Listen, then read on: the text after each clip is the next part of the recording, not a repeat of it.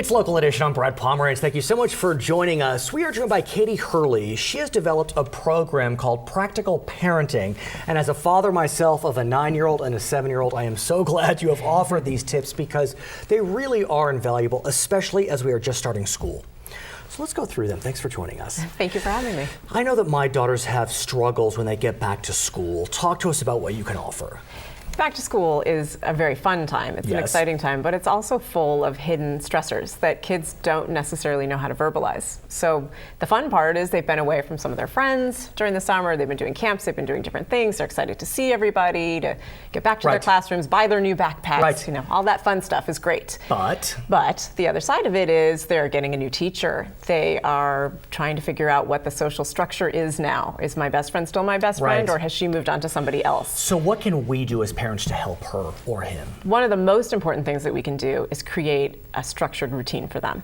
The most important thing for kids is sleep. And study after study is showing that American kids are not getting enough sleep. They're shaving off 2 to 3 hours for what they should have. And I think part of the reason for that is, and I am a perpetrator of this, is we overschedule our kids. We do. We overschedule them.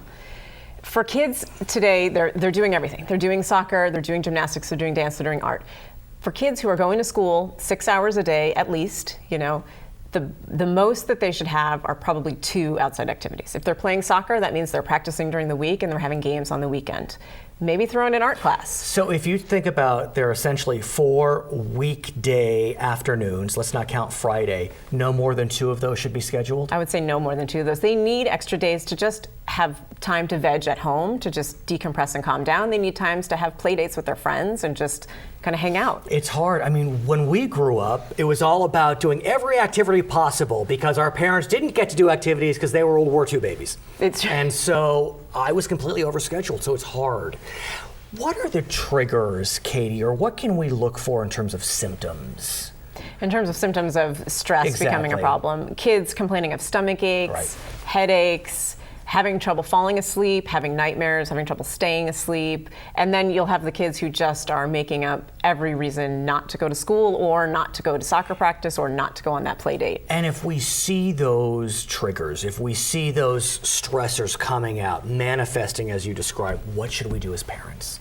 Well, the first step is to try to open that line of communication with our kids, and in a calm moment, you know, not when we're driving home from school because that's when we think that they should talk to us, but when they've had some time to decompress. Approach them in their bedroom, you know, while we're reading a story and ask them, what's really going on at school? I notice that if I pick up my children, I start drilling them. How was your day? How was math? How was Spanish? How was science? We have them trapped in the backseat of the car for maybe 20, 30 minutes. We want to know everything. For us, we want to know that they had a good day. We want to know that they didn't eat lunch alone. We want to know that they had someone to play with at recess. They kind of want to relax for a little bit. Speaking of playing, I am the parent who wants my daughters to have as many play dates as possible. And I try to say, why don't you have a play date with X or Y or Z? Maybe not a good idea? No, it's a lot of pressure. Social interactions for kids today, it's a lot of pressure. You know, the bullying, the teasing, these things happen younger and younger than they used to, and they're craftier.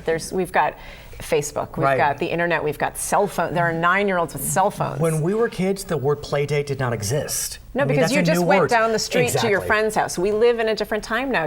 They're going to schools where they're not necessarily going to school with the kid down the street. In our final moments, talk to us about television. For some children, that can be a de-stressor, but then there are some negative ramifications. Well, everything in moderation. Yes, it can be a de-stressor. You know, 45 minutes of television to kind of veg out and decompress, great. 3 hours of television, no, that's avoiding your life. That's not coping with the things that are stressing you. Her name is Katie Hurley. To learn more about her practical parenting, go to her website, practicalkatie.com. I'm Brad Pomerance. Back to HLN.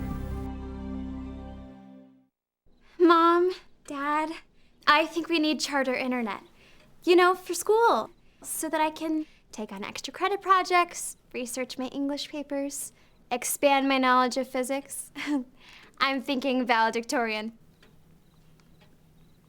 You bring up a lot of good points, honey. I think we should get it. Absolutely. With super fast internet speeds, kids can do more this school year. Like homework, let it all in with Charter.